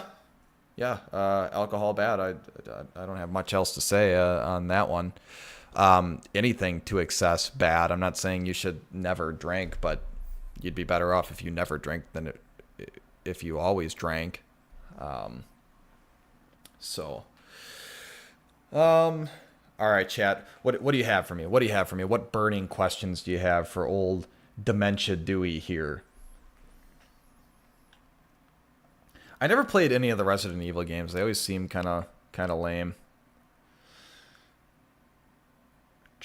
Don't get married, gents. I mean, I can empathize with the sentiment, but like obviously we have to get married. Like we have to win the demographic war. The solution here is not to just like not touch women with a 10-foot pole. Though again, believe me, I empathize with that sentiment because there are some real dirty, skanky hoes out there that are not worth touching. But not that I want to victim blame, but a lot of that is a product of weak men and targeted propaganda. Again, to circle back to the whole Instagram, TikTok thing, a lot of that stuff is targeted primarily at women because they have a lower natural resistance to subversive messaging like that,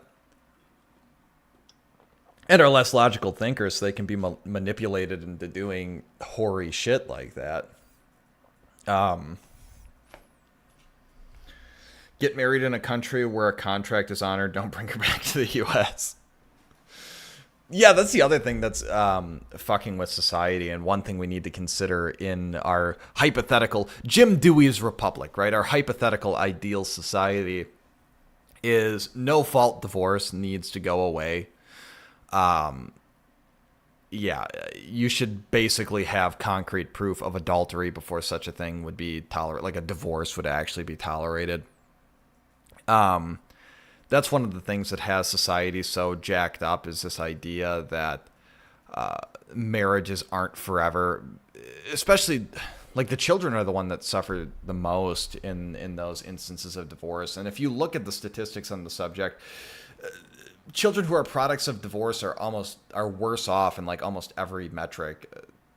But I guess is it a realistic goal to think people should put money and resources towards forming a new government somewhere like Africa? Is it possible that the U.S. would be weak enough to allow that? So I've got a couple of thoughts on that. First and foremost, these colors don't run, brother. I bleed red, white, and blue. No, I consider myself to be a heritage American, a foundational American, and an ethnic American, as it were. So, like, I can trace my lineage back to the founding and before. And so my gut emotional response to that idea is, no, I want to stay right here and make something here because, you know, my forefathers fought, bled, and died for every square inch of this soil. Go kick rocks. But truly, I think the place is not super consequential. Like, that's one of the main criticisms, like serious criticisms you can level at blacks is like, okay, the continent of Africa is so rich in every natural resource you could imagine, from like food to diamonds, and you guys have done nothing with it. Like, what the hell? Look at what we've done with the rest of the globe, including barren wastelands. And that's to say, you can make something work anywhere. If there were hypothetically some sort of foreign location that would be super open to receiving people on the dissident right, people like you and me, I mean, I would be packing up and moving there today, but no such place exists. And even if it did, while the United States remains in power, while NATO is this super powerful organization, I really think that you would get the North Korea treatment real quick if you were to try to establish some sort of sovereign nation in the current climate.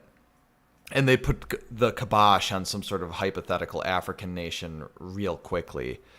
I don't think, and this is sort of a similar line of reasoning to why I don't think like revolution is a good idea right now, is because the institutional power structure right now is just so strong that any overt attempt to break away entirely from it is almost doomed to failure. So what do we do? Well, I think we talked a little bit earlier about concrete action, and I talked a little bit about Eric Orville, who, if you guys haven't heard of, I did a video with him probably about a year ago. Real smart, real down-to-earth guy, and one of the most important things, he primarily talks about philosophy, but he speaks in a wide breadth of subjects. One of the most important things he, or for that matter anybody on the dissident right, has done is he's advocating very strongly for the idea of intentional communities here in the United States. Now, what is an intentional community? What he and others have done is they've gotten together, formed an LLC, purchased a tract of land in like Arkansas, I want to say it is, and they're selling these plots of lands for virtually at cost and trying to create a like-minded community that naturally supports one another, that there are all sorts of added benefits to associating with, like cheap housing, that sort of thing. And he calls it the return to the land movement, in part because another good chunk of this idea is that, okay, well, we're going to form some of these other parallel infrastructure components, like right here. We're going to start looking with an eye towards making all of our own food. And I mean, again, this is the most important thing anybody has done, and I believe that this is the correct first step. And it doesn't have to be with him in Arkansas, but one of the biggest hindrances to people like you and I mobilizing and doing, taking any real world action is it's so hard to feel out who in our personal lives is actually like based. It's not like we're early Christians where you like take your toe and draw half of a fish in the sand, right? We can't just like draw half a swastika in the sand with our toes and hope that, if they're based, they'll know what we mean and finish the swastika or something. So there's this underlying fear that we're going to alienate ourselves from, or suffer some other repercussion from, espousing too dangerous of political views with people we know IRL. And then there's also the consideration of, well, this person that I'm associating with online, well, what if he's a Fed and he's trying to entrap me and get me in trouble, and all these other sort of rational, but really not, fears about the power of the federal government. So it's a lot easier to backtrack. One of the things we need to be doing as, the dissident right movement is, oh boy, I dropped a ton of years. What'd I do? One of the things we need to be doing on the dissident right is trying to seize for ourselves some of the reins of power that currently exist within this current political order. Like the idea that the Butler plan of the Northwest Territorial Imperative is going to work, and you're just going to be able to break away one day as a grassroots movement is kind of dumb. Like the path forward is to do exactly what was done to us. Start small and subvert these institutions on the local level all the way up, and seize the reins of power for yourself. And hopefully one day, to sort of make this thought a little more concise, you can consolidate enough power on the local level to have the requisite political agency to perhaps break away from the United States in a peaceful national divorce. Like in my mind, that's the best case scenario. So does it have to be in Africa? No, to answer your question. If it were in Africa and were a viable solution, I mean, I would say go there. But there are viable solutions here in the United States that I would suggest seeking out first. No, don't make a country in Africa. Well, that's the other thing, is like, how silly would it be to flee the dangers and perils of Detroit the city to make your way onto Detroit the continent? Like, you're still going to be in Africa. I didn't really consider that. I didn't consider who lives in Africa. In any case, Rule Americana says, have you heard of vlogging through history as Civil War takes are insufferable? definitely maybe. The name sounds familiar. I don't know if I've streamed on him. See, the trouble with asking me a question like that is I've made probably about a dozen videos that I scrapped before uploading because I wasn't happy with them. And I think he might have been one of them, but maybe I'll look at him on stream. You're better off making your own community in the US, says Human SVD, and get the numbers large enough to make the government pause. It's how the Orthodox Jewish community threw off the NYPD trying to enforce the jab rules. By the way, CTN, I went back to your War of the Northern Aggression video. People still make moral stances against your videos. Literal droves of Destiny-like NPC tags. I'll address those in turn. So, yeah, that's the other thing, is and I'm not saying that this is what Human SVD is doing, but I'm speaking from personal experience. Like, I'm looking at some of these demographic numbers for whites here in the United States, and it's looking super bleak. Like, dude, I don't even... For myriad reasons, I don't really believe the U.S. Census numbers at this juncture. I think the United States, as best I can tell from my own research, is minority white. And it's like blackpilling. It's like, oh my God, like we are facing an ethnic cleansing. But then, like, take a look at the people who did us in, right? Look at how small a percentage of the population they are. And look at how much damage they were able to do. So, well, obviously, right, it's not a good thing. I'm not trying to spin like whites becoming a smaller and smaller minority is a good thing, but just understand that the fight ain't over until it's over. You can do an awful lot of damage as a minority, and we'll leave it at that. The War of Northern Aggression video, that one is actually kind of frustrating. So that was one of my first videos that I made, and I'm not saying it was like poorly done, but it's like if I had to choose a video to get big, it wouldn't have been that one. And I don't know why it got brigaded so hard in the way it did, and I can see from the metrics that like it's got 10,000 views, but like nobody has actually watched it. So I think they're either like looking at the thumbnail and seeing and Shay's face and then clicking on it only to like leave a negative comment, or it's posted up somewhere else where they're seeing and then like just going there to leave a negative comment. Because the average, it's like a 20 some odd minute video. The average view duration is like 30 seconds, right? Not even long enough for me to make any of my actual points on the Civil War. And then they'll argue against points I'm not even making.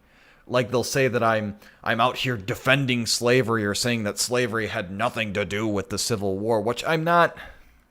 That's not even my contention, right?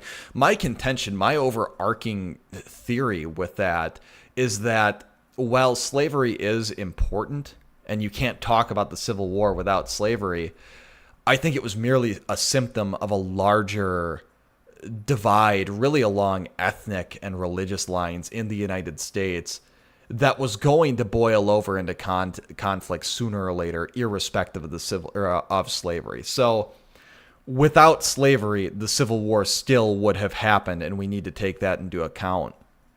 And they don't want to hear it. And one of the main pieces of evidence I'll use is, well, we almost did, in fact, have a civil war during the nullification crisis 30 years prior that had nothing to do, like literally nothing to do with slavery.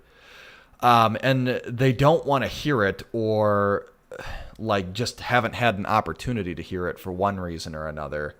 And it makes sense, right? Because unless you have this grand moral crusade of ending slavery as your casus belli for the Civil War, you start looking like the bad guy real quick with a lot of the stuff you did. And the other piece of it I talked about is, well, it is Northern aggression. Like, fundamentally, I believe that people have a right to freely associate with whomever they choose, and no one would have ratified the Constitution if they thought that they could never leave, that they never had any recourse, that they could never back out. And the Civil War would not have happened if Northern troops did not march south. It never would have happened. The South did not have the capacity to wage an expeditionary war long term north and really had no interest in it. And while it all sort of revolved around civil war or the element of slavery, I think you're assessing symptom. You're conflating correlation and causation. You're conflating symptoms and diseases. So, but again, that wouldn't be the video I would have chosen of mine to get big. And like the algorithm must keep suggesting it to people or something, because it still gets tons and tons of views. And virtually none of that has translated into actual subscribers. So I don't know. It's just irritating. And then you get a lot of like pseudo academics and they're just shitting up the comment section. And yeah. Continuing on. The other thing I wanted to add to that is, so I go on Twitter or X or whatever you want to call it now. I go there, and I don't know why, but on my feed, there's tons and tons and tons of like pro-Southerner accounts on there. And I really thought, at least, because I knew that there was a large subset of the dissident right that's at least sympathetic to the notion that the South was onto something with their stated reasoning for the separation from the United States. I really thought some of that viewer base would be shunted over to my videos, and because they're usually closer to normie cons, I would be able to be a sort of baby's first red pill for them. And it just really didn't happen. And I truly, so the reason I'm so small is obviously mostly a function of the quality of my content, right? Like, I'm a big believer in extreme ownership, much as Lance's Legion is. I think that while right-wing content is getting suppressed, there are people on the dissident right who have found ways to get large viewings in spite of that. So if the content was good enough, people would see it. So I'm not like excusing my small subscriber count or my small reach. Far from it. The other thing is, like, I took like a year break from the channel. So there's that. But I almost wonder if the fact that video is getting the most views has really skewed the type of person who gets recommended my channel. And the type of person who is, by and large, watching that Civil War video is not the type of person who is going to be receptive to the rest of my content. And so I just kind of dropped the whole baby's first red pill thing and just kind of went full bore on it. And I just keep flying as close to the sun as I can, and know one day that I'm going to probably get the channel banned, but I'd like to have a large enough following that by the time that happens, we can still have some of this discourse and dialogue on an alternative media platform, which, like, I think I might even be multi-streaming right now to Odyssey, or at least I was earlier. Like, I do re-upload stuff to Odyssey and Rumble, but it gets like 0 views, and that's where supposedly all the people on the dissident right are. So Bronsky and Arvel are both cool people. Yeah, I'm a big fan of Arvel. I've been openly critical of Bronsky directly to Bronsky. I think his personality gets in the way of what would otherwise be a mind that would be a huge asset to the dissident right. And I'll kind of leave it at that. I'm not really interested in getting into like personality spats. Smart guy. We'll leave it at that. Arvel is probably the leader the dissident right needs. He's a hyper intelligent guy, well versed on a number of subjects, and he's doing real things in a way that people with like exponentially larger audiences like Nick Fuentes are not. Like, he's actually put his money where his mouth is and is founding a small community in Arkansas and trying to fix the current political order. So we need a mover and shaker like that. He's a guy who he looks like a normal, clean-cut dude who's relatively fit, so that he's got that going for him. I don't believe anyone in the West can break away. I do think it's possible to take over some place in Africa. At least not while the military in the U.S. is still powerful. Yeah, I mean, I get what you're saying. It's harder for the U.S. to wage an expeditionary war, but if they were so inclined, they would. And I don't know. I don't know that it's a matter of the military might of our adversaries so much as it's a matter of trying to erode their will to fight or willingness to wage a war. And so the other thing that I didn't really talk about, not that I want to circle back to this whole second Civil War discussion, is that without institutional backing, things become a lot harder and it becomes a lot more difficult to affect meaningful change.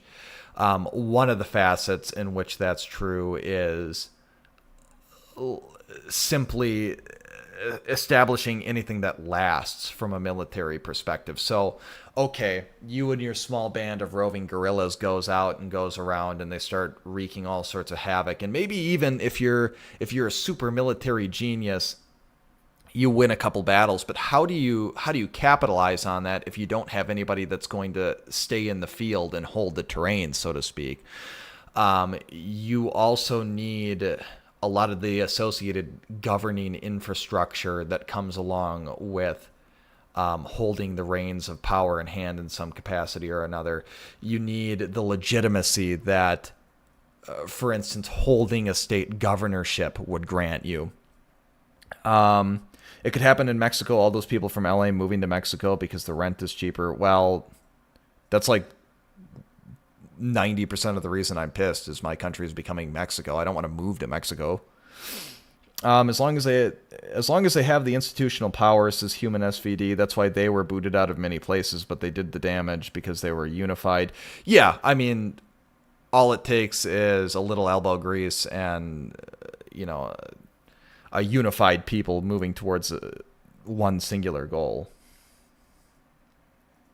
Oh no, they watched your video and many just say you posted no points, just opinion and no sources. That was the thing that frustrated me too about this. Human SVD is referring to the Civil War video I made, my most viewed video. And it's a fair criticism of some of the stuff on my channel that's not super heavily cited. But that was never the intention. Like, this was never intended to be a hyper-academic channel. And it's criticism that I'll take into account, and I'll start doing it more, and indeed I have. But I was taking his own points and taking At Shay's own sources and really just making a moral argument off of those same sources. I didn't feel that I said anything that needed to be cited additionally. I wasn't refuting, like, for instance, the fact that he said that Southerners burned a federal armory or something like that. Like, I'm not denying that occurred. I'm not, an armory burning denier. I'm just saying that, okay, well, you have to recontextualize these events. West Virginia, Alpha 6 says West Virginia statehood is pretty unique. Yeah, it certainly is. The circumstances behind that. Human SVD says, and New England states that threatened to secede from the U.S. in the War of 1812. That's another thing, too, that people don't understand is the state of New York, I believe it was, threatened to secede, and they were about ready to join, like, Great Britain. So don't tell me that there weren't cracks in the unity of the United States before or until the institution of slavery. Westy says Bronsky is kind of a mega autist. Yeah, he really gets in his own way. Again, I don't want to comment too much on him, but a lot of what sort of turned me off to Bronsky was his own behavior behind closed doors and some of the things. And again, I'm not trying to, I don't really want to talk about Bronsky too much. He and I kind of made our channels at the same time. We streamed one time, parted ways less than amicably. I I wish him the best, but I don't think he's really moving the needle for the dissident right much. That's the other thing, too. You get these high-minded academic types. Academic. And I'm not meaning to really denigrate them. That was kind of a cheap joke, but people like Bronsky, people like Cremio, people like Sean Last, not so much Ryan Falk, but to an extent, who they've got this hyperfixation on like stats and concrete data and studies and hard numbers. And I got to be careful what I'm saying here, because that stuff is all very important, and the whole narrative framework we put together is predicated on the truth of those numbers. That stuff is super important, but it's really dry stuff that doesn't appeal to the average person, and it doesn't really do a whole lot of good unless it is actively leading to something that's going to move the needle for us here on the Dissident Right. I think the biggest example of that for me, and it was less based in like statistical fact and studies, but this weird spat that Leather Apron Club had with a couple like Uber Soy and Bronsky, who had this like weird hyperfixation, this need to have the Romans and Greeks be gay. And it's like, even if that were true, why would you want to highlight that? That's demonstrably false. It wasn't like some sort of homosexual state pre-Christianity.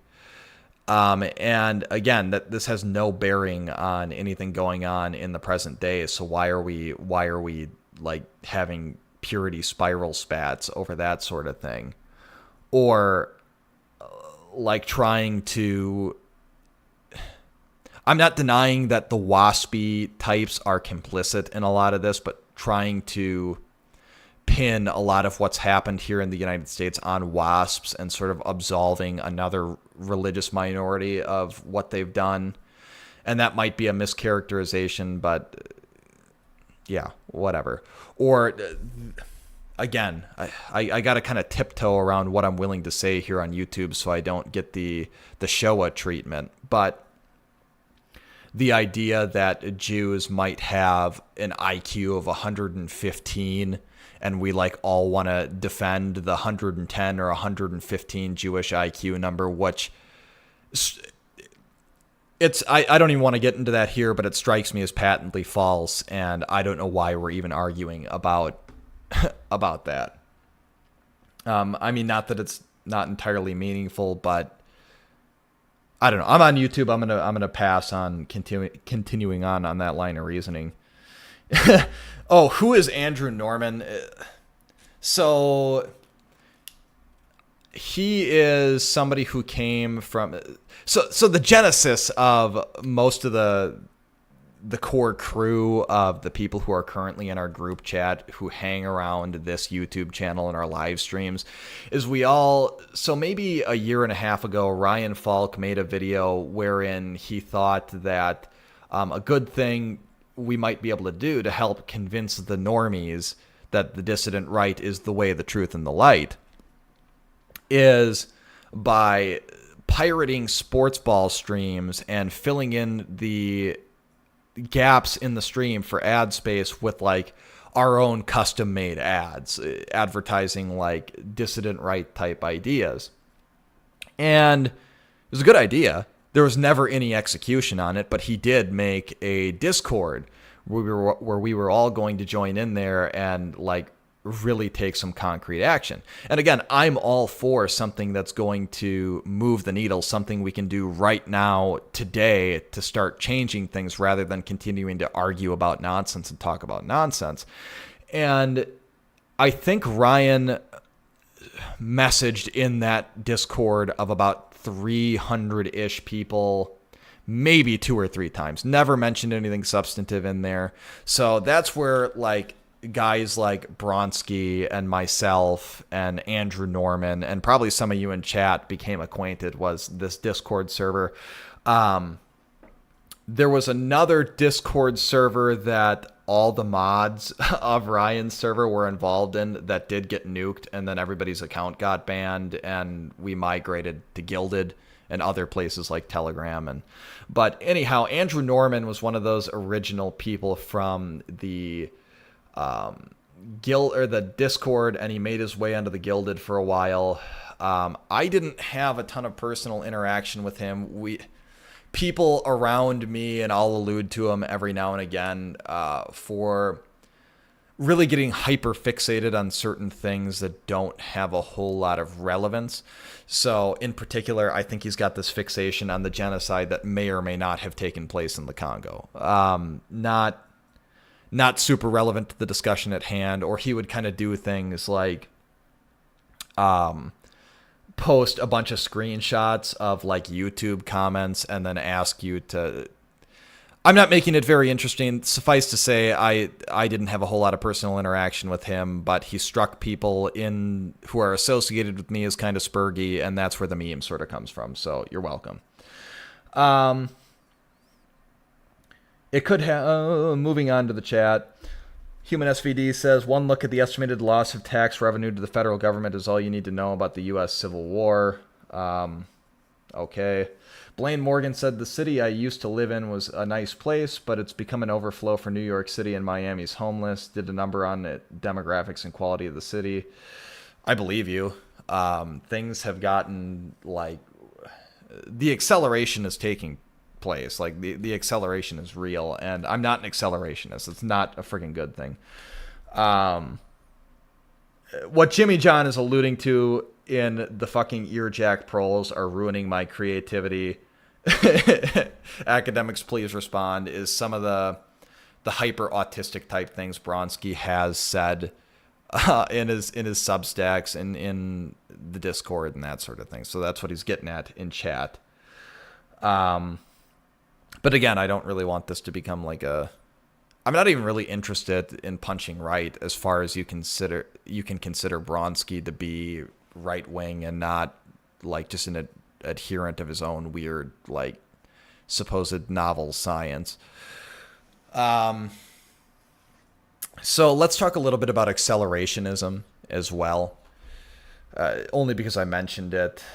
So there's sort of this idea among accelerationists, which I'll tilt my hand here. I am not an accelerationist. I don't want to speed up the decline any more than it's already like speeding up of its own accord. That if we simply make things bad enough, fast enough, we'll wake up the normies and we'll jump to the inevitable conclusion of all this nonsense anyway. Well,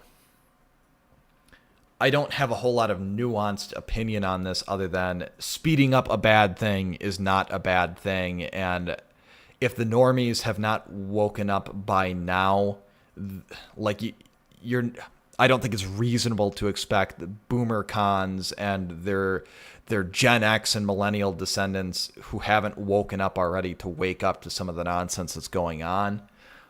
Not anytime soon. Like the grip the institutions and institutional media outlets and the level of propaganda they were subjected to through their primary education.